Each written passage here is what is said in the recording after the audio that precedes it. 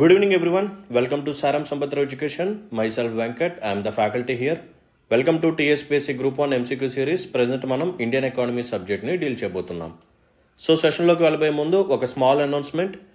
Group 1 students కోసం మనం multiple courses అయితే లాంచ్ చేయడం జరిగింది. సో దాంట్లో భాగంగా ఫస్ట్ వన్ వచ్చేసరికి ఫుల్ కోర్స్ అనమాట. దీంట్లో మీకు ప్రిలిమ్స్కి సంబంధించిన సిలబస్ అండ్ మెయిన్స్కి సంబంధించిన సిలబస్ కంప్లీట్గా కాంప్రహెన్సివ్గా డీల్ చేయబడుతుంది. అండ్ దీంట్లోనే తెలంగాణ స్పెసిఫిక్ టాపిక్స్ మీద మనం ఎక్కువగా ఫోకస్ పెడతాం. Like Telangana economy, Telangana geography, Telangana society, Telangana economy ఇలా అనమాట. అండ్ దీంట్లోనే మీకు మెయిన్స్ ఆన్సర్ రైటింగ్ సెషన్స్ కూడా ఉంటాయి. అండ్ ప్రిలిమ్స్ టెస్ట్ సిరీస్ కూడా మీకు ప్రొవైడ్ చేస్తాం. సో గుర్తుపెట్టుకోండి, ఫుల్ కోర్స్ ఏదైతే ఉందో ఇది 1 year వ్యాలిడిటీతో 13,000 రూపీస్ మాత్రమే. అండ్ 2 years వ్యాలిడిటీతో ఇది 15,000కి వస్తుంది. ఒకవేళ మీకు ప్రిలిమ్స్ వద్దు, కేవలం మెయిన్స్ కోర్స్ కావాలని అనుకుంటే you are welcome. So mains programme వచ్చేసరికి mains is the right way. So around 700+ mains క్వశ్చన్స్ని మనం డీల్ చేయడం జరుగుతుంది. సో ఇంక్లూడింగ్ కరెంట్ అఫైర్స్ కూడా. సో మనకి మెయిన్స్ క్వశ్చన్స్ అనేవి కేవలం స్టాటిక్గా ఉండవు. ప్రజెంట్ జరుగుతున్న కరెంట్ అఫైర్స్ ఏవైతే ఉన్నాయో వాటిని కూడా బేస్ చేసుకొని మేము మెయిన్స్ క్వశ్చన్స్ తయారు చేస్తాం. అండ్ పీడిఎఫ్స్ మీకు ప్రొవైడ్ చేయడం జరుగుతుంది. ఓకేనా. అండ్ ప్రతి క్వశ్చన్కి ఎక్స్ప్లెనేషన్ వీడియో కూడా ఉంటుంది. 700+ క్వశ్చన్స్కి పీడిఎఫ్స్ ఉంటాయి, ఎక్స్ప్లెనేషన్ వీడియోస్ కూడా ఉంటాయి. సో అర్థం చేసుకోండి ఎంత కంటెంట్ మనం కవర్ చేస్తామో. సో మెయిన్స్ సిలబస్లో మెన్షన్ చేసి ఉన్న ప్రతి టాపిక్ మీద ఏ టాపిక్ మనం వదలం, ఇంక్లూడింగ్ కరెంట్ అఫైర్స్ కూడా మీకు కవర్ అవుతున్నాయి. సో మంచి ఆపర్చునిటీ ఇది, అస్సలు మిస్ చేసుకోమాకండి. సో 1 year వ్యాలిడిటీతో 8,000 రూపీస్ మాత్రమే, 2 years వ్యాలిడిటీతో 10,000 రూపీస్ మాత్రమే. And one more important point ఏంటంటే, ఒకవేళ మీకు కానీ ఇంట్రెస్ట్ ఉంటే you can take my course. Indian economy కానీ సైన్స్ అండ్ టెక్నాలజీ కానీ మీ ఇష్టం, ఏదన్నా ఇండివిజువల్గా తీసుకోవచ్చు. ఫుల్ కోర్స్ లాగా కాకపోయినా ఇండియన్ ఎకానమీని కానీ సైన్స్ అండ్ టెక్నాలజీని కానీ మీరు తీసుకోవచ్చు. సో ఆ 2 కోర్సెస్ మీకు ప్రిలిమ్స్ వరకు మాత్రమే కాదు, మెయిన్స్కి కూడా చాలా ఉపయోగపడతాయి. కాన్సెప్చువల్ క్లారిటీ అనేది ఉంటుంది. మెయిన్స్ పర్స్పెక్టివ్లో కూడా క్లాసెస్ అనేవి డీల్ చేశాను. సో మీరు గుర్తుపెట్టుకోండి, అడ్మిషన్స్ కోసం ఈ నెంబర్ని కాంటాక్ట్ అవ్వండి 6305955532. సో వీలైనంత తొందరగా మన కోర్సెస్లో జాయిన్ అయ్యే ప్రయత్నం అయితే చేయండి. సో ఇక లేట్ లేకుండా మన సెషన్ని స్టార్ట్ చేద్దాం, పదండి. Let's look at the first question. Which of the following statements are false? వాడు ఫాల్స్ స్టేట్మెంట్ అడుగుతున్నాడు, కరెక్ట్ స్టేట్మెంట్స్ కాదు. సో ఫస్ట్ స్టేట్మెంట్ చూడండి. Wage boards are tripartite in nature with representatives from workers, employers and independent members. So wage బోర్డ్స్లో మనకి representation అనేది ఉంటుంది. అది ఎవరెవరి సెగ్మెంట్స్ నుంచి రిప్రజెంటేషన్ ఉంటుంది అంటే, వర్కర్స్ నుంచి కొంతమంది రిప్రజెంటేటివ్స్ ఉంటారు, ఎంప్లాయర్స్ నుంచి కొంతమంది రిప్రజెంటేటివ్స్ ఉంటారు, అండ్ బయట ఇండిపెండెంట్ మెంబర్స్ నుంచి కూడా కొంతమంది రిప్రజెంటేటివ్స్ ఉంటారు. ఎస్, ఇది కరెక్ట్ స్టేట్మెంటే. సో ఈ వేజ్ బోర్డ్స్ ఏం చేస్తాయంటే జనరల్గా it will decide the wages of workers. So workers యొక్క వేజెస్ని డిసైడ్ చేస్తాయి. అండ్ వేజెస్లో కొన్ని ఎక్స్ట్రా కాంపోనెంట్స్ ఉంటాయి. ఏంటివి? హెచ్ఆర్ఏ కానీ, డియర్నెస్ అలవెన్స్ కానీ, బేసిక్ పే కానీ, ఇలా కొన్ని కాంపోనెంట్స్ ఉంటాయి అన్నమాట వేజెస్లో. సో వీటిని కూడా ఈ బోర్డు వాళ్ళు ఫిక్స్ చేస్తారు. ఓకేనా. సో వేజ్ బోర్డ్స్లో వర్కర్స్ నుంచి రిప్రజెంటేషన్ ఉంటుంది, ఎంప్లాయర్స్ నుంచి ఉంటుంది, ఇండిపెండెంట్ మెంబర్స్ నుంచి కూడా ఉంటుంది. సో వీళ్ళందరూ కలిసి మీటింగ్ పెట్టుకొని ఓకేనా పార్టిసిపేట్ చేసి ఫైనలైజ్ చేస్తారు, వాళ్ళకి రికమెండేషన్స్ని ఇస్తారు. సో వేటి మీద వీళ్ళు రికమెండేషన్స్ ఇస్తారంటే వేజెస్ మీద, హెచ్ఆర్ఏ మీద, డియర్నెస్ అలవెన్స్ మీద, బేసిక్ పే మీద. Okay, right. Next one. Except for wage board for journalist and non journalist, all other wage boards are statutory in nature. ఇది రాంగ్ అనమాట. వాడేమంటున్నాడంటే ఈ జర్నలిస్టు అండ్ నాన్ జర్నలిస్ట్కి సంబంధించిన veg board ఏదైతే ఉందో ఇది కాకుండా మిగతావి అన్ని స్టాచ్యుటరీ అంటున్నాడు. ఇది ఆపోజిట్లో చెప్పాడు. యాక్చువల్గా ఈ జర్నలిస్ట్ అండ్ నాన్ జర్నలిస్ట్కి సంబంధించిన వేజ్ బోర్డ్ ఏదైతే ఉందో ఇది statutory body, and other wage boards ఏవైతే ఉన్నాయో they are non statutory. So just మనల్ని కన్ఫ్యూజ్ చేయడానికి ఆపోజిట్లో ఇచ్చాడు. ఓకేనా. So the wage boards for journalist and non journalist newspaper and news agency employees are statutory wage board. ఓకేనా. ఇది statutory wage board అనమాట. ఇవి కాకుండా వేరే వాటికి సంబంధించిన వేజ్ బోర్డ్స్ ఏవైతే ఉన్నాయో they are non statutory. Okay, right. So second statement wrong అనమాట. నెక్స్ట్ వన్ చూడండి. Second national commission on labour has recommended against the utility of wage boards. Yes, ఈ స్టేట్మెంట్ కరెక్టే. So second national commission on labour ఏమని చెప్పింది అంటే అసలు ఈ veg boards ఓకేనా, వీళ్ళు మీటింగ్ పెట్టుకొని వీళ్ళు ఈ వేజెస్ని ఫిక్స్ చేయటం, ఈ హెచ్ఆర్ఏని డిఏని బేసిక్ పేని ఫిక్స్ చేయటం ఇదంతా అవసరం లేదు ఓకేనా. So respect to state and respect to union టెరిటరీకి సంబంధించిన గవర్నమెంట్స్ వాళ్ళు ఫిక్స్ చేసుకోవాలి అని చెప్పి second national commission on labour recommendations ఇవ్వటం అనేది జరిగింది. సో థర్డ్ స్టేట్మెంట్ కూడా కరెక్టే. Okay, so first statement correct, third statement కూడా కరెక్ట్. వాడేం అడిగాడు, ఫాల్స్ స్టేట్మెంట్ అడిగాడు కాబట్టి ఇక్కడ ఫాల్స్ స్టేట్మెంట్ ఒకటే ఉంది, second statement. So option B 2 only is the right answer for this particular question. Let's look at the next question. Which of the following statements about India's unorganized sector are true? So unorganised sector గురించి అడుగుతున్నాడు. Okay, so first statement చూడండి, labour is more in number than that in the organised sector. So meaning ఏంటంటే organised సెక్టర్లో కంటే unorganised సెక్టర్లో ఎక్కువ మంది work చేస్తున్నారనమాట. సో ఈ స్టేట్మెంట్ కరెక్టే. Job security and work regulation are better in unorganized sector. ఇది రైటా రాంగ్ అనమాట. వాడేమంటున్నాడు, అన్ఆర్గనైజ్డ్ సెక్టర్లో జాబ్ సెక్యూరిటీ ఉంటుందంట, వర్క్ పరంగా రెగ్యులేషన్స్ కూడా ఉంటాయంట. ఓకేనా, రాంగ్. ఇవన్నీ మనకి ఆర్గనైజ్డ్ సెక్టర్లో ఉంటాయి కానీ అన్ఆర్గనైజ్డ్ సెక్టర్లో ఉండవు. They are usually not organised into trade unions. Yes, unorganised సెక్టర్లో ఉన్న పీపుల్ లేబర్ ఎవరైతే ఉన్నారో వాళ్ళు జనరల్గా ట్రేడ్ యూనియన్స్లోకి వెళ్ళారనమాట. Okay, workers are usually employed for a limited number of days. Yes, just for part time work మాత్రమే unorganised సెక్టర్లో రిక్రూట్మెంట్ చేసుకొని పని చేయించుకుంటారు. ఓకేనా, సో 1, 3, 4 ఈ 3 స్టేట్మెంట్స్ కరెక్టే, సెకండ్ స్టేట్మెంట్ రాంగ్ అనమాట. సో వాడు కూడా మనల్ని ట్రూ స్టేట్మెంట్స్ అడిగాడు కాబట్టి 1, 3, 4 is the right answer for this particular question. So ఈ క్వశ్చన్ చూడండి, ఇది చాలా ఇంపార్టెంట్ అనమాట. ఖచ్చితంగా మనం క్వశ్చన్ అయితే ఎక్స్పెక్ట్ చేయొచ్చు ఈ టాపిక్ మీద. సో టాపిక్ వచ్చేసరికి మసాలా బాండ్స్. ఓకేనా, సో క్వశ్చన్ చూద్దాం పదండి. As per the RBI guidelines, which one of the following is the minimum tenure of masala bonds that an Indian company can issue of షోర్. ఓకేనా, so masala bonds యొక్క tenure అడుగుతున్నాడు. So ఇది 5 ఇయర్సా, 4 ఇయర్సా, 3 ఇయర్సా, 2 ఇయర్సా? So చెప్తాను చూడండి. అసలు మసాలా బాండ్స్ని మన ఇండియాలో ఎప్పుడు తీసుకొచ్చారు, లేకపోతే అసలు మసాలా బాండ్స్ని ఎప్పుడు ఇష్యూ చేశారు ఫస్ట్ టైం అంటే it was issued in the year 2014. So ఎవరు ఇష్యూ చేశారు ఫస్ట్ టైం అంటే ఇంటర్నేషనల్ ఫినాన్స్ కార్పొరేషన్ వాళ్ళు. ఎవరు, ఇంటర్నేషనల్ ఫినాన్స్ కార్పొరేషన్. అసలు మసాలా బాండ్ అంటే ఏంటంటే ఇప్పుడు నేను చెప్పబోయే పదాలు, ఈ టెక్నికల్ టర్మ్స్ అనేవి చాలా ఇంపార్టెంట్, యాజ్ ఇట్ ఈస్గా గుర్తుపెట్టుకోండి. So masala bonds are nothing but rupee denominated bonds. Rupee denominated bonds. ఇప్పుడు ఇది ఇండియా అనుకోండి. ఇండియాలో ఒక కంపెనీ ఉంది, ఇండియన్ కంపెనీ. దీనికి మనీ కావాలి. ఈ మనీ కావాలంటే దీనికి 2 మార్గాలు ఉంటాయి. ఒకటి, మన ఇండియాలో ఉన్న మనీని రైజ్ చేసుకోవచ్చు, బారోయింగ్స్ చేయొచ్చు, లేకపోతే వేరే దేశాల్లో కూడా బారోయింగ్స్ చేయొచ్చు. ఒకవేళ ఈ కంపెనీ మన ఇండియాలో బారోయింగ్ చేయడానికి ట్రై చేసింది, బట్ అది అనుకున్నంత ఫండ్స్ రాలేదు. ఇప్పుడు ఈ కంపెనీ ఏం చేస్తుంది, వేరే దేశాల్లో ఫండ్స్ని రైజ్ చేయడానికి ట్రై చేస్తుంది. మరి ఈ కంపెనీ వేరే దేశాలకు వెళ్ళి నాకు డబ్బులు ఇవ్వండి అంటే వాళ్ళు ఇచ్చేస్తారా? ఇవ్వరు కదా, ఏదోటి పెట్టాలి కదా. సో అందుకని చెప్పి మన కంపెనీస్ ఏం చేస్తాయంటే బాండ్స్ని ఇష్యూ చేస్తారు. ఓకే, సో జనరల్గా రిమైనింగ్ బాండ్స్ ఏవైతే ఉన్నాయో అక్కడ మనం ఏం చేస్తామంటే డాలర్స్లో ఫండ్స్ని రైజ్ చేస్తాం. ఓకేనా, అంటే ఎవరైతే ఇన్వెస్టర్స్ ఉంటారో వాళ్ళు మనకి డాలర్స్ ఇస్తారు. సో టెన్యూర్ అయిపోయిన తర్వాత ఈ కంపెనీ వాళ్ళకి డాలర్స్లోనే పే చేయాలి. ఇక్కడ ఏం జరుగుతుంది, ఈ కంపెనీ వాడికి కన్వర్షన్ పరంగా రిస్క్ ఉంటుందన్నమాట. కన్వర్షన్ రిస్క్ అంటే చెప్తాను చూడండి. ఫర్ సపోజ్ ఇది 2024 కదా.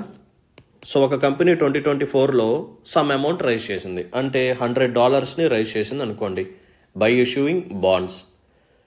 As of today, just for example, $1 = 80 rupees ఉందనుకోండి. సో ఈ బాండ్స్ యొక్క టెన్యూర్ 3 ఇయర్స్ అనుకోండి. 3 ఇయర్స్ అయిపోయిన తర్వాత $1 = 100 రూపీస్ అయిపోయింది అనుకోండి. ఓకేనా, రైట్. సో ఈ కంపెనీకి 2024లో $100ని కన్వర్ట్ చేసుకుంటే ఎంత వచ్చాయి, 8,000 రూపీస్ వచ్చాయి. ఓకేనా, రైట్. ఇప్పుడు ఇదే కంపెనీ టెన్యూర్ అయిపోయిన తర్వాత ఈ బాండ్స్ కొనుక్కున్న వాళ్ళకి డబ్బులు ఇచ్చేయాలి కదా. ఎంత ఇవ్వాలి? $100 ఇవ్వాలి. ఈ $100 ఈ కంపెనీకి రావాలంటే ఇప్పుడు ఎంత ఖర్చు పెట్టాలి అంటే 10,000 రూపీస్ ఖర్చు పెట్టాలన్నమాట. ఓకేనా. సో 2024లో వాళ్ళు ఇచ్చిన $100ని ఈ కంపెనీ కన్వర్ట్ చేసుకుంటే 8,000 రూపాయలు వచ్చాయి. ఇప్పుడు అదే $100ని వాళ్ళకి తిరిగి ఇవ్వాలి అంటే ఈ కంపెనీ ఎంత ఖర్చు పెట్టాలి? 10,000 రూపాయలు ఖర్చు పెట్టాలి. ఇక్కడ ఈ కంపెనీ ఎంత నష్టపోతుంది? 2,000 రూపీస్ నష్టపోతుంది. కోర్స్ బాండ్ కొన్న వాళ్ళకి మనం ప్రాఫిట్ ఇంట్రెస్ట్ ఇస్తాం. అది కాకుండా ఎడిషనల్గా 2,000 రూపాయలు ఎడిషనల్గా ఈ కంపెనీ మీద భారం పడుతుంది. దీన్నే కన్వర్షన్ రిస్క్ అని చెప్పి పిలుస్తాము. ఓకేనా. సో రూపీ కానీ డిప్రిషియేట్ అయితే ఇలా ఈ బారోవర్స్ ఎవరైతే ఉన్నారో వీళ్ళు నష్టపోతారు. ఓకేనా. సో ఈ బాండ్స్ ఏవైతే ఉన్నాయో ఈ బాండ్స్ని గవర్నమెంట్ ఇష్యూ చేయొచ్చు, ప్రైవేట్ వాళ్ళు కూడా ఇష్యూ చేయొచ్చు. సో ఇలా రూపీ కానీ డిప్రిషియేట్ అయితే వీళ్ళు నష్టపోతారనమాట. ఓకేనా. రైట్. సో అందుకని చెప్పి మనం ఏం చేసామంటే రూపీ డినామినేటెడ్ బాండ్స్ తీసుకొచ్చాం. ఇప్పుడు ఏం జరుగుతుంది అంటే ఈ బాండ్స్ని ఎవరైతే పర్చేస్ చేస్తారో ఆ ఇన్వెస్టర్స్ ఎవరైతే ఉన్నారో వాళ్ళు మనకి డాలర్స్లో పేమెంట్ చేయరు. దేంట్లో చేస్తారు? రూపీస్లో పేమెంట్ చేస్తారు. వాళ్ళే సచ్చినట్టు డాలర్స్ తీసుకెళ్ళి రూపీస్ని కన్వర్ట్ చేసుకొని ఆ రూపీస్ని మనకి ఇస్తారనమాట. ఓకేనా. సో అలా మనకి ఒక 1,00,000 రూపీస్ మనం రైజ్ చేసాం అనుకోండి మన ఇండియన్ కంపెనీ. తర్వాత 10 years అయిపోయింది, 3 years అయిపోయింది. సో 3 years అయిపోయిన తర్వాత మన కంపెనీ ఏం చేస్తుంది? మళ్ళీ ఈ 1,00,000 రూపీస్ తీసుకెళ్ళే ఆ ఇన్వెస్టర్కి ఇచ్చేస్తుంది అనమాట. సో ఇక్కడ బారోవర్ ఎవడైతే ఉన్నాడో వీడు కన్వర్ట్ చేయాల్సిన అవసరం లేదు, వీడికి ఎటువంటి కన్వర్షన్ రిస్క్ అనేది లేదు. సో ఇన్వెస్టర్ ఎవడైతే ఉన్నాడో వాడికి కన్వర్షన్ రిస్క్ అనేది ఉంటుంది. జనరల్గా ఫారిన్ ఇన్వెస్టర్సే కదా మసాలా బాండ్స్లో ఇన్వెస్ట్మెంట్ పెట్టేది. సో అతను ఏం చేస్తాడంటే ఇనీషియల్గా ఒక $100 తీసుకెళ్ళి వాడి మార్కెట్లో కన్వర్ట్ చేసుకుంటే ఒక 1,00,000 వచ్చాయి అనుకోండి. ఓకేనా. ఒక 1,00,000 వచ్చాయి. సో ఇలా వాడు ఏం చేస్తాడు? ఆ 1,00,000 తీసుకొచ్చి మన కంపెనీకి ఇచ్చేస్తాడు. అయిపోయింది. 3 years అయిపోయిన తర్వాత మనం ఏం చేస్తాము? ఈ 1,00,000కి సమ్ అమౌంట్ ప్రాఫిట్ యాడ్ చేసి వాడికి ఇచ్చేస్తాం. ఇప్పుడు వాడు ఏం చేస్తాడు? ఈ 1,00,000 తీసుకెళ్ళి డాలర్స్లోకి కన్వర్ట్ చేసుకుంటాడు. ఒకవేళ మన రూపీ డెప్రిషియేట్ అయిపోయింది అనుకోండి, వాడికి ఇప్పుడు జస్ట్ ఫర్ ఎగ్జాంపుల్ ఒక $95 మాత్రమే వచ్చాయనుకోండి, వాడికి ఎంత? ఒక $5 వరకు లాస్ అనమాట. ఓకేనా. సో ఇక్కడ మసాలా బాండ్స్లో ఏం జరుగుతుంది అంటే రూపీ డెప్రిషియేషన్ వల్ల లాస్ అనేది బారోవర్కి రాదు, ఇన్వెస్టర్కి మాత్రమే వస్తుంది. ఓకేనా. ఇది చాలా ఇంపార్టెంట్ పాయింట్. సో అందుకోసం అని చెప్పి మన వాళ్ళు నష్టపోకూడదు కన్వర్షన్ వల్ల అని చెప్పి రూపీ డినామినేటెడ్ బాండ్స్ని తీసుకొచ్చాము. సో వీటిని మనం మసాలా బాండ్స్ అంటాం. సో ఎందుకు మనం మసాలా అని పేరు పెట్టామంటే ఇండియా అనేది ఫేమస్ ఫర్ స్పైసెస్ కదా, మన ఇండియా అనేది స్పైసెస్కి ఫేమస్ కాబట్టి సో వెంటనే మసాలా అనే పేరు చూడగానే ఇది ఇండియాకి సంబంధించిన బాండ్ అని చెప్పి ఐడెంటిఫై చేయడం కోసం ఈ పేరుని పెట్టడం జరిగింది. ఓకేనా. సో 2014లో ఇచ్చారు first time. So international finance corporation వాళ్ళు వీటిని ఇష్యూ చేశారు. ఎందుకు ఇష్యూ చేశారు అంటే సో కొన్ని ఇన్ఫ్రాస్ట్రక్చర్ ప్రాజెక్ట్స్ని డెవలప్ చేయడం కోసం, వాటికి ఫండింగ్ కోసం ఇలా ఈ మసాలా బాండ్స్ని ఇష్యూ చేసి ఫండ్స్ని రైజ్ చేశారు. ఓకేనా. సో మసాలా బాండ్స్ అనేవి రూపీ డినామినేటెడ్ బాండ్స్ అనమాట. సో దీంట్లో కన్వర్షన్ రిస్క్ అనేది బారోవర్కి ఉండదు, ఇన్వెస్టర్కి మాత్రమే ఉంటుంది. ఇక్కడ బారోవర్ ఎవడైతే ఉన్నాడో వాడు సేఫ్, ఇన్వెస్టర్కి రిస్క్ అనేది ఉంది. That's it. ఇప్పుడు చాలా అంటే చాలా ఇంపార్టెంట్ పాయింట్స్ చెప్తాను. ఇది ఇంకా డెప్త్ పాయింట్స్ అనమాట. సో ఇవి కూడా స్టేట్మెంట్స్లో పెడతాడు.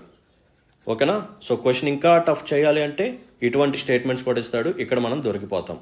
సో ఆ స్టేట్మెంట్స్ ఏంటో చెప్తాను, ఆ టాపిక్స్ కూడా చెప్తాను. సో జాగ్రత్తగా వినండి. సో ఫస్ట్ ఇంపార్టెంట్ పాయింట్ ఏంటంటే ఎవరు ఈ మసాలా బాండ్స్ని ఇష్యూ చేయొచ్చు? Who can issue? Only government మాత్రమే ఇష్యూ చేయొచ్చా, లేకపోతే ప్రైవేట్ వాళ్ళు కూడా ఇష్యూ చేయొచ్చా? Both government as well as private entities ఇద్దరు మసాలా బాండ్స్ని ఇష్యూ చేయొచ్చు. ఓకే. ఎక్కడెక్కడ ఇష్యూ చేయొచ్చు అంటే మనకు అనిపించిన ప్రతి దేశంలో మన మసాలా బాండ్స్ని ఇష్యూ చేయొచ్చా? మసాలా బాండ్స్ని ఇష్యూ చేసి ఫండ్స్ని రైజ్ చేయొచ్చా? ఓకేనా. నాకు నచ్చిన కంట్రీలో నేను మసాలా బాండ్స్ని ఇష్యూ చేయొచ్చా, చేయకూడదా? నో. ప్రతి కంట్రీలో నువ్వు ఇష్యూ చేయడానికి వీల్లేదు. మరి ఏ కంట్రీస్లో నువ్వు మసాలా బాండ్స్ని ఇష్యూ చేయొచ్చు? ఈ పాయింట్స్ తెలుసుకుందాం, ఆ క్రైటీరియా చెప్తాను. సో జాగ్రత్తగా చూడండి. సో ఏ కంట్రీ అయితే financial action task force FATF మీరు వినే ఉంటారు. సో ఏ కంట్రీ అయితే ఫినాన్షియల్ యాక్షన్ టాస్క్ ఫోర్స్లో మెంబర్ కంట్రీ లాగా ఉంటుందో ఆ కంట్రీలో మనం మసాలా బాండ్స్ని ఇష్యూ చేయొచ్చు. ఓకేనమ్మా? రైట్. సెకండ్ క్రైటీరియా కూడా చెప్తాను, జాగ్రత్తగా వినండి. మనకి జనరల్గా కంట్రీస్లో కొన్ని రెగ్యులేటర్స్ ఉంటారు. ఎవరు? Securities market regulators. మన ఇండియాలో సెబీ ఉంటుంది కదా, అలాగా ప్రతి దేశంకి ఒక సెక్యూరిటీ మార్కెట్ రెగ్యులేటర్ ఉంటారనమాట. సో ఈ సెక్యూరిటీస్ మార్కెట్ రెగ్యులేటర్ ఎవరైతే ఉన్నారో వాళ్ళు ఖచ్చితంగా they should be part of international organization of securities commission. ఓకేనా? సో ఆ దేశానికి సంబంధించిన సెక్యూరిటీస్ మార్కెట్ రెగ్యులేటర్ ఎవరైతే ఉన్నారో, మన ఇండియా కేసులో సెబీ ఉంది కదా అలా, సో ఆ మార్కెట్ రెగ్యులేటర్ ఖచ్చితంగా international organization of securities commission ఏదైతే ఉందో దాంట్లో మెంబర్ బాడీ లాగా ఉండాల్సిందే. It should be a member. Okay? ఒకవేళ మెంబర్ కాకపోతే మనం అక్కడ మసాలా బాండ్స్ని ఇష్యూ చేయకూడదు, ఎందుకంటే అది సేఫ్ కాదు. ఓకేనా? ఏదైనా ఒక కంట్రీ ఫినాన్షియల్ యాక్షన్ టాస్క్ ఫోర్స్లో మెంబర్ కాకపోతే వాళ్ళు స్ట్రిక్ట్ గైడ్లైన్స్ ఫాలో అవ్వరు. ఓకేనా? అక్కడ ఏదన్నా కరప్షన్ జరిగే యాక్టివిటీస్ చాలా ఎక్కువగా ఉంటాయి. సో అటువంటి దేశాల్లో మనం మసాలా బాండ్స్ని ఇష్యూ చేసి మనీని రైజ్ చేయటం కరెక్ట్ కాదు. అలాగే అక్కడ ఉన్న సెక్యూరిటీస్ మార్కెట్ రెగ్యులేటర్ అనేది పర్ఫెక్ట్గా పర్ఫామ్ చేయాలి. ఎప్పుడు పర్ఫెక్ట్గా పర్ఫామ్ చేస్తుంది? సో ఎప్పుడైతే అది ఇంటర్నేషనల్ ఆర్గనైజేషన్ ఆఫ్ సెక్యూరిటీస్ కమిషన్లో మెంబర్గా ఉంటుందో అప్పుడు మాత్రమే అది ప్రాపర్గా వర్క్ చేస్తుంది. మనకు ఒక ట్రస్ట్ అనేది ఉంటుంది కాబట్టి అక్కడ మన బాండ్స్ని ఇష్యూ చేసి మనం మనీని రైజ్ చేయొచ్చు. And third criteria, so India అప్పుడప్పుడు ఏం చేస్తుందంటే కొన్ని రీజనల్గా కానీ లేకపోతే మల్టీలేటరల్గా కానీ ఫినాన్షియల్ ఇన్స్టిట్యూషన్స్ని క్రియేట్ చేసుకొని దాంట్లో కొంతమంది మెంబర్ కంట్రీస్ ఫామ్ అవుతారనమాట. ఓకేనా? ఒకవేళ ఇండియా ఏదైనా ఒక రీజనల్ ఫినాన్షియల్ ఇన్స్టిట్యూషన్లో కానీ మల్టీలేటరల్ ఫినాన్షియల్ ఇన్స్టిట్యూషన్లో కానీ మెంబర్గా ఉంటే ఆ దేశాలతో మనం మసాలా బాండ్స్ని ఇష్యూ చేసుకోవచ్చు. ఓకే? సో ఖచ్చితంగా ఒక కంట్రీ అనేది ఫినాన్షియల్ యాక్షన్ టాస్క్ ఫోర్స్లో మెంబర్గా అయినా అయి ఉండాలి, లేకపోతే ఇంటర్నేషనల్ ఆర్గనైజేషన్ ఆఫ్ సెక్యూరిటీస్ కమిషన్లో ఆ కంట్రీ తాలూకా సెక్యూరిటీస్ మార్కెట్ రెగ్యులేటర్ అనేది మెంబర్గా ఉండాలి. సో అప్పుడప్పుడు కొన్ని గ్రూపింగ్స్ లాగా ఫామ్ అవుతుంటారు కదా, లైక్ G7 కానీ G20 కానీ క్వాడ్ కానీ బ్రిక్స్ కానీ ఇటువంటి గ్రూపింగ్స్ ఉంటాయి కదా. అలాగే ఇండియా అనేది ఏదైనా ఒక రీజనల్ ఫినాన్షియల్ ఇన్స్టిట్యూషన్ లాగా కానీ మల్టీలేటరల్ ఫినాన్షియల్ ఇన్స్టిట్యూషన్ లాగా కానీ ఫామ్ అయినప్పుడు ఆ గ్రూపింగ్ కంట్రీస్లో మనం మసాలా బాండ్స్ని ఇష్యూ చేయొచ్చు. ఓకేనా? సో మనం ఏమేమి తెలుసుకున్నాం? మసాలా బాండ్స్ అంటే ఏంటో తెలుసుకున్నాం. ఫస్ట్ ఎప్పుడు తీసుకొచ్చామో తెలుసుకున్నాం. So rupee denominated bonds, conversion risk, ఎవరికి నష్టం ఎవరికి హానికరం, సో ఎవరెవరు ఇష్యూ చేయొచ్చు, ఎక్కడ ఇష్యూ చేయొచ్చు. ఓకే? రైట్. సో ఇప్పుడు మనం టెన్యూర్ చూద్దాం. ఓకేనా? So what is the tenure of masala bonds? So ఇక్కడ 2 క్రైటీరియా ఉంటుంది. సో ఆ క్రైటీరియా కూడా చెప్తాను. Just a second, I will arrange this thing. Yeah. So ఒకవేళ మనం మసాలా బాండ్స్ని ఇష్యూ చేసి మనం రైజ్ చేయబోయే అమౌంట్ అనేది అప్ టు $50 million అయితే, ఒకవేళ మనం మసాలా బాండ్స్ని ఇష్యూ చేసి అప్ టు $50 million కానీ రైజ్ చేయబోతే అప్పుడు వాటి యొక్క టెన్యూర్ అనేది 3 years ఉంటుంది. ఓకేనా? సో మసాలా బాండ్స్ని ఇష్యూ చేసి మనం అప్ టు $50 million లోపు కానీ రైజ్ చేస్తే దాని యొక్క టెన్యూర్ అనేది 3 years ఉంటుంది. ఒకవేళ మనం రైజ్ చేయబోయే అమౌంట్ అనేది గ్రేటర్ దాన్ $50 million అయితే, గ్రేటర్ దాన్ $50 million అయితే అప్పుడు టెన్యూర్ వచ్చేసరికి 5 years అనమాట. Most important. So what is the tenure of masala bonds? It depends upon the amount that we are going to raise. Point number 1. So $50 million లోపు అయితే 3 years, $50 million పైన అయితే 5 years. So ఇక్కడ మీకు డౌట్ రావాలి, సార్ ఇక్కడ ఆప్షన్స్లో 5 years ఉంది, 3 years కూడా ఉంది. ఓకేనా? ఇక్కడ 3 years 5 years రెండు మాట్లాడుకున్నాం. మరి దేన్ని మనం పికప్ చేయాలి అంటే, సో క్వశ్చన్ని జాగ్రత్తగా చూడండి. As per the RBI guidelines, which one of the following is the minimum tenure? ఓకేనా? Minimum tenure of masala bonds అడిగాడు. సో మినిమమ్ టెన్యూర్ ఏంటి? 3 years. Maximum tenure 5 years. So క్వశ్చన్లో ఉండే ప్రతి పదానికి చాలా ఇంపార్టెన్స్ అనేది ఉంటుంది. సో దేన్ని వదలకూడదు. సో అక్కడ టెన్యూర్ ఉంది, ఓకే మనకి 3 years తెలుసు, 5 years తెలుసు, క్వశ్చన్ బాగా తెలుసుకున్నాం. వెంకట్ సార్ మొత్తం చెప్పారు. అప్ టు $50 million ఉంటే 3 years అన్నారు, గ్రేటర్ దాన్ ఉంటే 5 years అన్నారు. కానీ ఇక్కడ ఆప్షన్స్లో 2 ఇచ్చాడు. ఏది పెట్టాలి? అసలే నెగిటివ్ మార్కింగ్ ఉంటుంది. 3 yearsకి వెళ్ళాలా, 5 yearsకి వెళ్ళాలా? సో ఇటువంటి డౌట్స్ వచ్చినప్పుడు క్వశ్చన్ని మళ్ళీ చదవండి, జాగ్రత్తగా చదవండి. ఇక్కడ వాడు మినిమం టెన్యూర్ అడిగాడు కాబట్టి we will go with 3 years. Option C is the right answer for this particular question. So చూసారు కదా, మసాలా బాండ్స్ గురించి బ్యూటిఫుల్గా ఎక్స్ప్లెయిన్ చేసుకున్నాం. సో ఇప్పుడు మనం నెక్స్ట్ క్వశ్చన్కి వెళ్దాం, పదండి. సో నెక్స్ట్ క్వశ్చన్ చూడండి.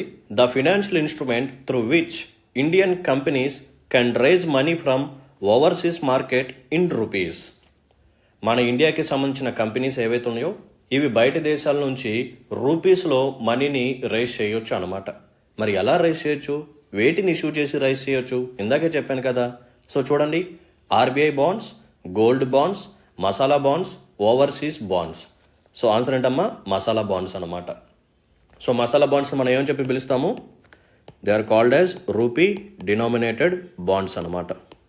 సో రూపీస్లో మనం మనీని రైజ్ చేస్తాం అండ్ పేమెంట్ కూడా రూపీస్లోనే చేస్తామన్నమాట. సో ఇక్కడ కన్వర్షన్ రిస్క్ అనేది ఇన్వెస్టర్కి ఉంటుంది, బారోవర్కి కన్వర్షన్ రిస్క్ అనేది ఉండదు. That's it. 2014లో తీసుకొచ్చాము. ఎవరు ఫస్ట్ టైం లాంచ్ చేశారు అంటే ఇంటర్నేషనల్ ఫినాన్స్ కార్పొరేషన్ వాళ్ళు లాంచ్ చేయడం అనేది జరిగింది. ఓకేనా? సో ఇన్ఫ్రాస్ట్రక్చర్ ఫండ్ కోసం వాళ్ళు ఈ బాండ్స్ని ఇష్యూ చేసి ఫండ్ని రైజ్ చేశారు. సో ప్రాజెక్ట్స్ని కంప్లీట్ చేసుకున్నారు. That's it. Now move on to next question. So question చూడండి అమ్మా. The major aim of devaluation is to. అసలు డీవాల్యుయేషన్ మనం ఎందుకు చేస్తాము? ఓకే, సో ఆల్రెడీ చెప్పాను. సో అప్రిషియేషన్, డెప్రిషియేషన్ ఇవి రెండు ఏ సిస్టంలో జరుగుతాయి? ఫ్లోటింగ్ ఎక్స్చేంజ్ రేట్ సిస్టంలో జరుగుతాయి. ఎక్కడ? Floating exchange rate system. So floating exchange rate system అనేది వేటి మీద డిపెండ్ అయ్యి ఉంటుందంటే it depends upon market forces. So ఇక్కడ మార్కెట్ ఫోర్సెస్ అంటే ఏంటి? Demand and supply. That's it. Okay, ఇంకొక ఆపోజిట్ కాన్సెప్ట్ ఏంటంటే ఫిక్స్డ్ ఎక్స్చేంజ్ రేట్ సిస్టమ్. ఏంటిదమ్మా? Fixed exchange rate system. So ఈ ఫిక్స్డ్ ఎక్స్చేంజ్ రేట్ సిస్టంలో మనకి కనిపించేవి ఏంటంటే రీవాల్యుయేషన్ అండ్ డీవాల్యుయేషన్. ఓకేనా? సో రీవాల్యుయేషన్ అండ్ డీవాల్యుయేషన్ ఇవి రెండు మనకి ఫిక్స్డ్ ఎక్స్చేంజ్ రేట్ సిస్టంలో కనిపిస్తాయి. సో ఫిక్స్డ్ ఎక్స్చేంజ్ రేట్ సిస్టంలో $1 equal to how many rupees? ఓకేనా? సో రూపీని రీవాల్యుయేషన్ చేయాలా, డీవాల్యుయేషన్ చేయాలా? సో ఈ డెసిషన్స్ తీసుకునేది ఎవరంటే గవర్నమెంట్ అనమాట. So government will decide the value. So గవర్నమెంటే మాన్యువల్గా రీవాల్యుయేషన్ చేస్తుంది, డీవాల్యుయేషన్ కూడా చేస్తుంది. సో దీన్ని మనం ఫిక్స్డ్ ఎక్స్చేంజ్ రేట్ సిస్టమ్ అని చెప్పి పిలుస్తాం. ఓకే, ఒకవేళ ఇదే ఫిక్స్డ్ ఎక్స్చేంజ్ రేట్ సిస్టంలో $1 ఈక్వల్ టు 70 రూపీస్ ఉంది ఇనీషియల్గా. ఇప్పుడు గవర్నమెంట్ ఏం చేసిందంటే డీవాల్యుయేషన్ చేసింది, మన డొమెస్టిక్ కరెన్సీని డీవాల్యుయేషన్ చేసింది. అంటే just for example $1 equal to 90 rupees చేసింది అనుకోండి. ఇప్పుడు ఇది ఎవరికి బెనిఫిట్ అవుతుంది? ఇంపోర్ట్స్ చేసుకునే వాళ్ళక, ఎక్స్పోర్ట్స్ చేసే వాళ్ళక? So there is an individual. ఇతను ఏం చేస్తున్నాడంటే ఇంపోర్ట్ చేసుకుంటున్నాడు. బయట నుంచి ఐఫోన్ని ఇంపోర్ట్ చేసుకున్నాడు. ఈ ఐఫోన్ యొక్క కాస్ట్ $10 అనుకోండి, just for example. So initial కేసులో ఇతను ఎంత పే చేయాలి? 700 రూపీస్ పే చేయాలి, అంతేనా? సో 700 రూపీస్ తీసుకెళ్ళి మార్కెట్లో $10ని తీసుకొని వాళ్ళకి ఇచ్చేస్తాడనమాట. ఇప్పుడు ఇతను ఈ $10ని పే చేయాలి అంటే మన ఇండియన్ మార్కెట్లో ఎన్ని రూపీస్ని ఖర్చు పెట్టాలి? ఇప్పుడు ఇతను 900 రూపీస్ ఖర్చు పెట్టాలన్నమాట. సో ఇప్పుడు ఇతని చేతిలో 900 రూపీస్ ఉంటేనే ఇతనికి $10 వస్తాయి. అప్పుడు ఇతను ఈ ఐఫోన్కి బిల్ పేమెంట్ చేయగలడు. సో ఇప్పుడు అడిషనల్గా ఇతను ఎంత పే చేయాలి? 200 రూపీస్ పే చేయాలి. సో దీని ద్వారా ఇంపోర్ట్స్ తగ్గుతాయా, పెరుగుతాయా? Of course imports will reduce. So ఇక్కడ ఎంకరేజ్ ఆఫ్ ఇంపోర్ట్స్ జరుగుతుందా? జరగదు. Okay, so there is an individual. ఇతను ఏం చేస్తున్నాడు అంటే మన ఇండియా తాలూకా కాటన్ టెక్స్టైల్స్ని ఎక్స్పోర్ట్ చేస్తున్నాడు. ఓకేనా? So he is exporting cotton textile. So ఈ కాటన్ టెక్స్టైల్ యొక్క కాస్ట్ కూడా $10 అనుకోండి. ఓకేనా? సో వాళ్ళు ఏం చేస్తారు? ఇతనికి $10 పే చేస్తాడు. సో మనోడు ఏం చేస్తాడు? ఈ $10ని తీసుకొచ్చి మార్కెట్లో కన్వర్ట్ చేసుకుంటాడు. సో ఇనీషియల్గా ఈ $10ని కన్వర్ట్ చేసుకుంటే మనోడికి ఎంత వస్తాయి? 700 రూపీస్ వస్తాయి. బట్ ఇప్పుడు మన రూపీ డీవాల్యుయేషన్ అయింది కాబట్టి ఇతను ఇదే $10ని తీసుకొచ్చి ఇప్పుడు మార్కెట్లో కన్వర్ట్ చేసుకుంటే మన వాడికి 900 రూపీస్ వస్తాయి అన్నమాట. సో ఇప్పుడు మనవాడికి అడిషనల్గా 200 రూపీస్ వస్తున్నాయి బికాజ్ ఆఫ్ డీవాల్యుయేషన్. సో మనవాడికి ఎక్కువ డబ్బులు వస్తున్నాయి కాబట్టి ఇంకా ఎక్కువగా ఎక్స్పోర్ట్ చేయడానికి ట్రై చేస్తాడు. So the aim of devaluation ఏంటంటే టు ఎంకరేజ్ ఎక్స్పోర్ట్స్. ఓకేనా, రైట్. సో ఈ పర్టికులర్ క్వశ్చన్కి ఆన్సర్ ఏంటంటే option A is the right answer. Next question చూడండి, ఇది కూడా చాలా ఇంట్రెస్టింగ్గా ఉంటుంది. Foreign currency which has a tendency of quick migration is called as. For example ఇది ఇండియన్ మార్కెట్ అనుకోండి. సో బయట నుంచి ఫారిన్ ఇన్వెస్టర్స్ వచ్చి డాలర్స్ పెట్టుబడులు పెట్టారు. ఎంత పెట్టారు? $1,000 పెట్టారు. ఓకే, ఒకవేళ వేరే దేశాలలో జస్ట్ ఫర్ ఎగ్జాంపుల్ యూఎస్ఏ వాళ్ళు ఏం చేశారంటే హయ్యర్ ఇంట్రెస్ట్ రేట్ని ఆఫర్ చేశారనుకోండి, వడ్డీ రేట్లు పెంచారనుకోండి. ఇప్పుడు మన ఇండియాలో పెట్టుబడులు పెట్టిన వాళ్ళు ఏం చేస్తారంటే ఓకే ఇండియాలో కంటే యూఎస్ఏలో ఎక్కువ ఇంట్రెస్ట్ రేట్లు ఆఫర్ చేస్తున్నారు, ఓకే మన డబ్బులు మనం విత్డ్రా చేసుకొని వెళ్ళిపోయి యూఎస్ఏలో పెట్టుబడులు పెడదామని చెప్పి అనుకుంటారు. సో ఇప్పుడు ఏం జరుగుతుందంటే ఈ $1,000 మన ఇండియా నుంచి యూఎస్ఏకి వెళ్ళిపోతాయి అన్నమాట. ఓకేనా, సో మన దగ్గర ఉన్న ఫారెక్స్ రిజర్వ్స్ కానీ ఈ ఫారెన్ ఇన్వెస్ట్మెంట్ కానీ తగ్గిపోతుంది. సో ఇలా తొందరగా ఒక దేశం నుంచి ఇంకో దేశానికి మైగ్రేట్ అయిపోయే ఫారెన్ కరెన్సీని ఏమని చెప్పి పిలుస్తారంటే హాట్ కరెన్సీ. ఏంటిదమ్మా? Hot currency. ఈ కరెన్సీ ఎప్పుడు ఏ దేశంలో ఉంటుందో మనం చెప్పలేం. సో ఎక్కడ ఎక్కువగా ఇంట్రెస్ట్ రేట్లు ఆఫర్ చేస్తే అక్కడికి వెళ్ళిపోతారు, ఎక్కడ మనకి స్టేబుల్ మార్కెట్ కనిపిస్తుందో అక్కడికి వెళ్ళిపోతారు, అంతే. సో ఇలా క్విక్గా మైగ్రేట్ అయిపోయే ఫారెన్ కరెన్సీని హాట్ కరెన్సీ అని చెప్పి పిలుస్తాము. ఓకేనమ్మా, రైట్. నెక్స్ట్ వన్ ఏంటంటే soft currency. So soft currency అంటే ఏం లేదమ్మా, సో ఒక కంట్రీ తాలూకా పొలిటికల్ సిచ్యువేషన్స్ వల్ల కానీ ఓకేనా, పొలిటికల్ సిచ్యువేషన్స్ వల్ల కానీ ఎకనామిక్ సిచ్యువేషన్స్ వల్ల కానీ దాని యొక్క వాల్యూ అనేది ఫ్లక్చువేట్ అయితే, ఒక కంట్రీ తాలూకా పొలిటికల్ సిచ్యువేషన్స్ వల్ల కానీ ఎకనామిక్ సిచ్యువేషన్స్ వల్ల కానీ ఏదైనా ఒక కరెన్సీ తాలూకా వాల్యూ అనేది పెరగటం తగ్గటం కానీ జరిగితే దాన్ని మనం సాఫ్ట్ కరెన్సీ అంటాం. నెక్స్ట్ గోల్డ్ కరెన్సీ అంటే ఏం లేదమ్మా, ఒక యూనిట్ గోల్డ్ ఎంతైతే ఉందో దాని యొక్క వాల్యూని బేర్ చేసేదే gold currency. That's it. Next one ఏంటంటే scarce currency. So scarce currency అని చెప్పి దేన్ని అంటామంటే ఏదైనా ఒక కరెన్సీ ఫారిన్ ఎక్స్చేంజ్ మార్కెట్లో కన్వర్షన్ జరుగుతూ దాని యొక్క డిమాండ్ అనేది చాలా ఎక్కువగా ఉండి అండ్ అన్ఫార్చునేట్లీ దాని యొక్క సప్లై అనేది చాలా తక్కువగా ఉందనుకోండి. ఓకేనా, ఒక కరెన్సీ అనేది ఫారిన్ ఎక్స్చేంజ్ మార్కెట్లో కన్వర్షన్ చేసుకుంటున్నారు, పుచ్చుకుంటున్నారు, బాగానే ఉంది. అంటే దాని యొక్క డిమాండ్ అనేది కూడా చాలా ఎక్కువగా ఉంది. బట్ అన్ఫార్చునేట్లీ దాని యొక్క సప్లై లేకపోతే దాని యొక్క అవైలబిలిటీ అనేది తక్కువగా ఉందనుకోండి మార్కెట్లో. ఓకేనా, అవైలబిలిటీ సప్లై తక్కువగా ఉంది, డిమాండ్ చాలా ఎక్కువగా ఉందనుకోండి, దాన్ని స్కేర్స్ కరెన్సీ అని చెప్పి పిలుస్తాం. ఓకేనా, సో క్విక్గా ఒక కంట్రీ నుంచి ఇంకో కంట్రీకి మైగ్రేట్ అయిపోతే హాట్ కరెన్సీ, ఏదైనా కంట్రీ తాలూకా పొలిటికల్ సిచ్యువేషన్స్ వల్ల కానీ ఎకనామిక్ కండిషన్స్ వల్ల దాని యొక్క వాల్యూ అనేది ఫ్లక్చువేట్ అవుతూ ఉంటే దాన్ని సాఫ్ట్ కరెన్సీ అంటాం. సో సెన్సిటివ్గా ఉంది కాబట్టి. సో 1 యూనిట్ గోల్డ్ ఎంత అవుతుందో సో ఆ వాల్యూతో ఉండేదే గోల్డ్ కరెన్సీ. సో డిమాండ్ ఎక్కువగా ఉండి దాని యొక్క అవైలబిలిటీ కానీ సప్లై కానీ తక్కువగా ఉంటే we call it as scarce currency. That's it. Next question చూడండి అమ్మా. Consider the following actions which the government can take ఇప్పుడు to reduce the current account deficit. So current account డెఫిసిట్ని రెడ్యూస్ చేయడం కోసం గవర్నమెంట్ తీసుకోబోయే యాక్షన్స్ ఎలా ఉండాలి? So ఇది మీకు బ్యాలెన్స్ ఆఫ్ పేమెంట్లో వస్తుందన్నమాట. సో బ్యాలెన్స్ ఆఫ్ పేమెంట్లో మనకి 2 అకౌంట్స్ ఉంటాయి, కరెంట్ అకౌంట్ ఉంటుంది, క్యాపిటల్ అకౌంట్ ఉంటుంది. సో కరెంట్ అకౌంట్ డెఫిసిట్ని తగ్గించుకోవాలంటే మనం ఎటువంటి యాక్షన్స్ తీసుకోవాలి? First one, devaluing the domestic currency. So అంటే ఏంటమ్మా, మన యొక్క డొమెస్టిక్ కరెన్సీ యొక్క వాల్యూని తగ్గించుకోవాలి అంటున్నాడు. సో ఇందాక మనం మాట్లాడుకున్నాం కదా, మన కంట్రీ తాలూకా కరెన్సీని మనం డీవాల్యుయేషన్ చేస్తే ఏమవుతుంది? ఎక్స్పోర్ట్స్ పెరుగుతాయి. సో ఎక్స్పోర్ట్స్ పెరిగితే మన యొక్క కరెంట్ అకౌంట్ డెఫిసిట్ అనేది తగ్గుతుంది. ఓకేనా, సో కరెంట్ అకౌంట్ డెఫిసిట్ తగ్గాలి అంటే మెయిన్ గోల్ ఏంటి? ఎక్స్పోర్ట్స్ని ప్రమోట్ చేయాలి అండ్ ఇంపోర్ట్స్ని తగ్గించుకోవాలి. సో దట్ మన యొక్క ఇంపోర్ట్ బిల్ అనేది తగ్గుతుంది.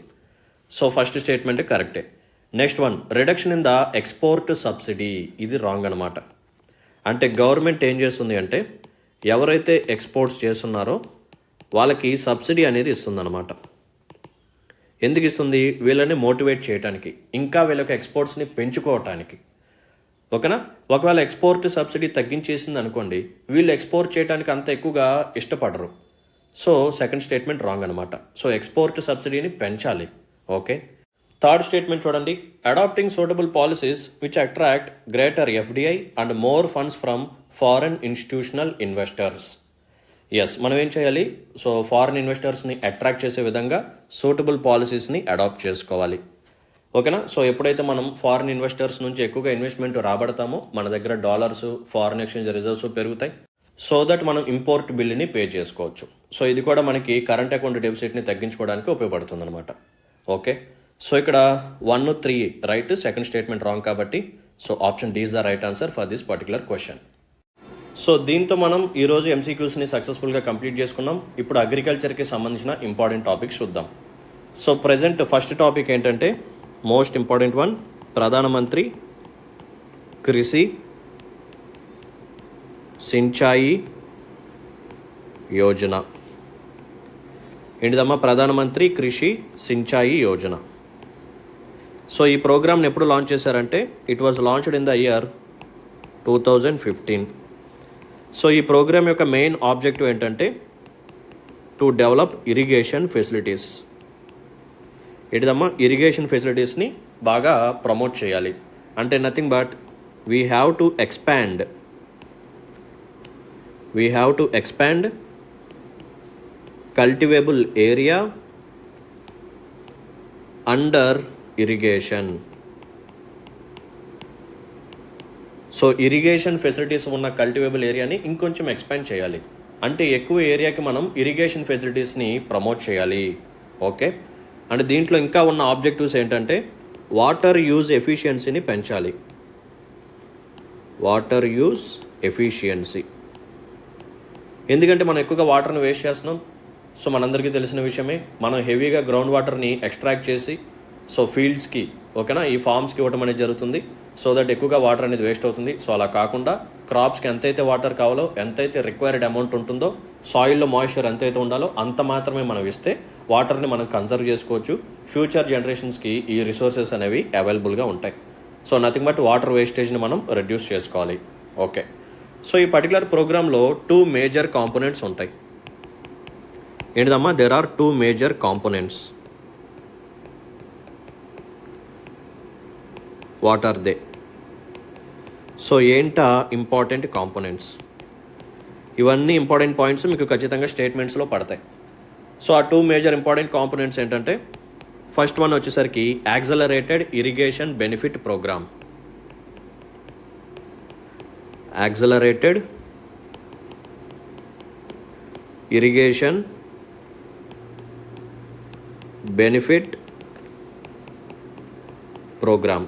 సో దీన్నే మనం ఏఐబిపి అని చెప్పి పిలుస్తాం, accelerated irrigation benefit programme.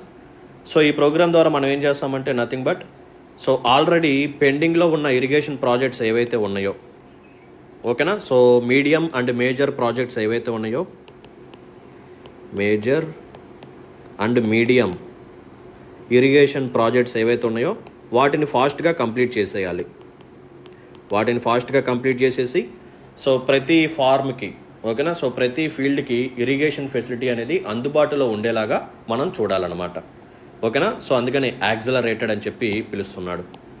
So irrigation వల్ల బెనిఫిట్స్ని మనం యాక్సలరేషన్ చేసి అందరికీ ప్రమోట్ చేయాలి, ప్రొవైడ్ చేయాలి.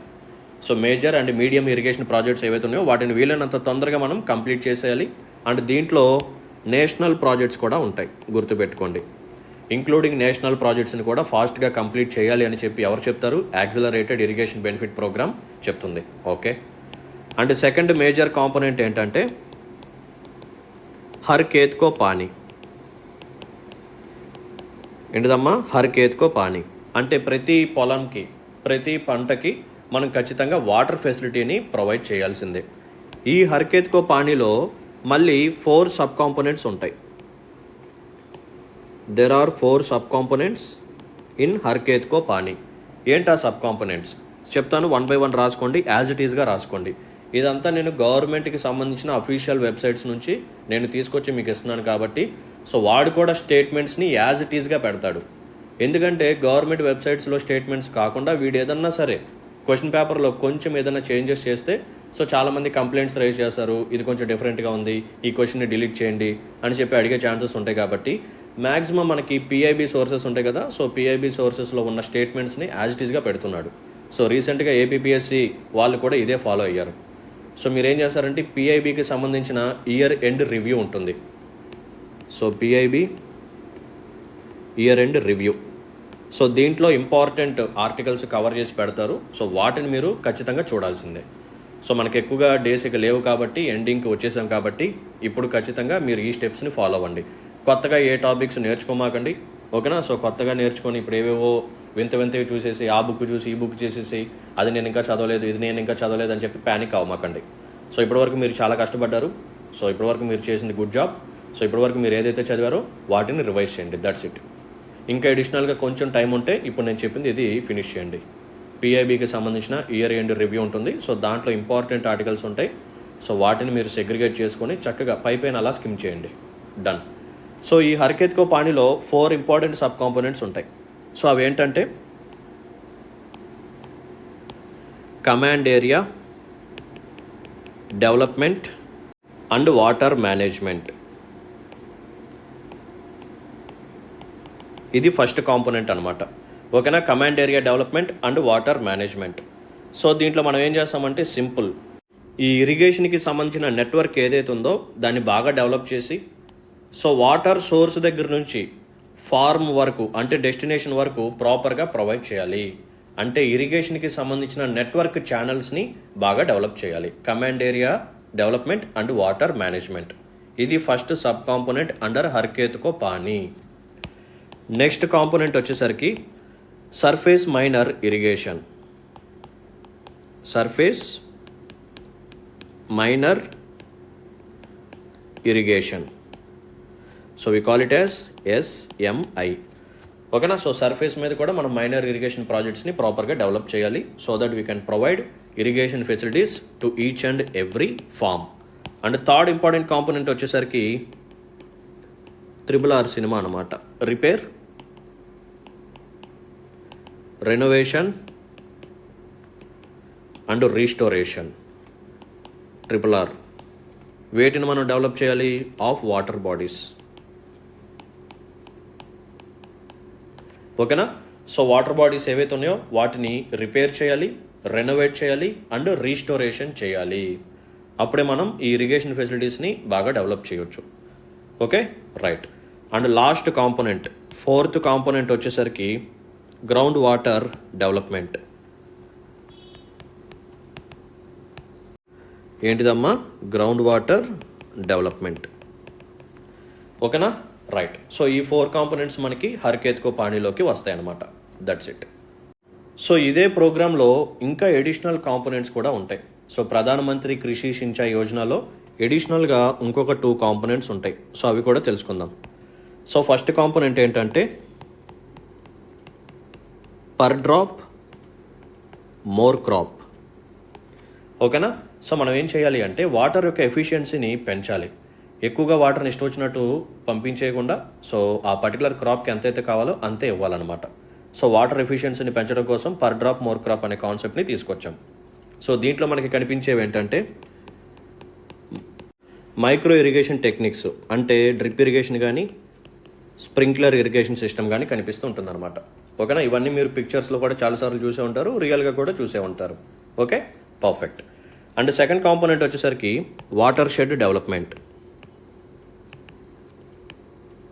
ఏంటిదమ్మా? Watershed development, that's it. అంటే ఏమి లేదు, మనకి ఈ రన్ ఆఫ్ వాటర్ ఉంటుంది కదా, సర్ఫేస్ మీద రన్ ఆఫ్ వాటర్ అంటే వర్షం పడినప్పుడు నేల మీద అలా వాటర్ వెళ్ళిపోతూ ఉంటుంది.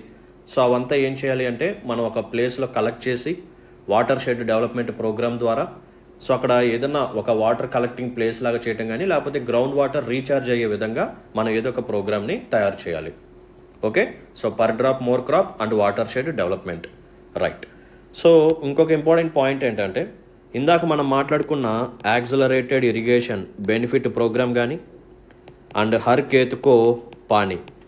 సో ఈ హర్కేత్ కో పానీలో మళ్ళీ 4 సబ్ కాంపోనెంట్స్ ఉంటాయి, ఓకేనా, right.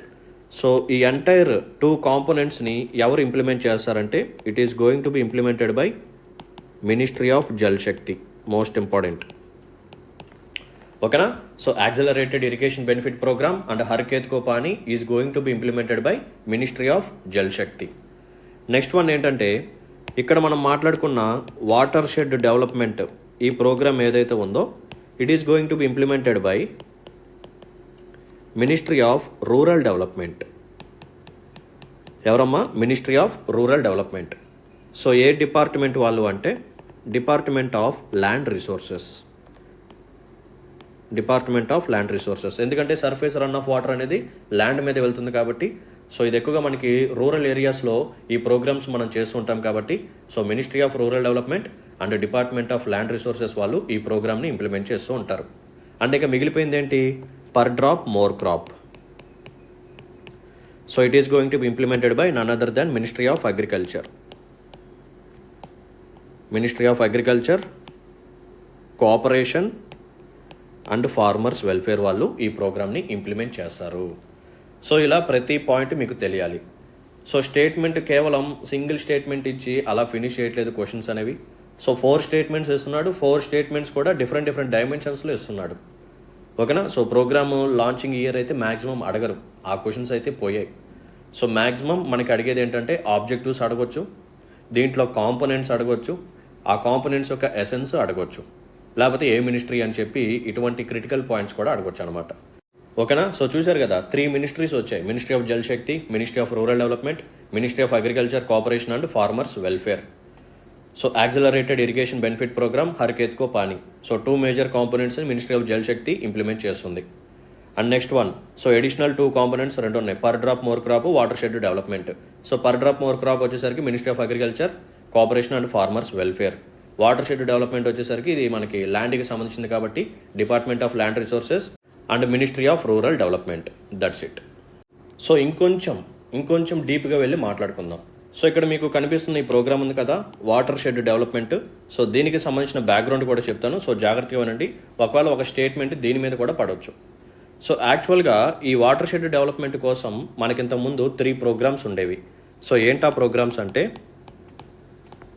Drought prone area programme. ఓకేనా. సో కొన్ని ఏరియాస్ ఏవైతే ఉన్నాయో అవి కంటిన్యూస్గా డ్రాట్స్ని చూస్తూ ఉంటాయి.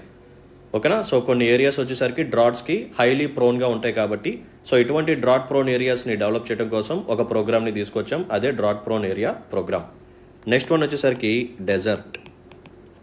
So desert development programme. Next third programme వచ్చేసరికి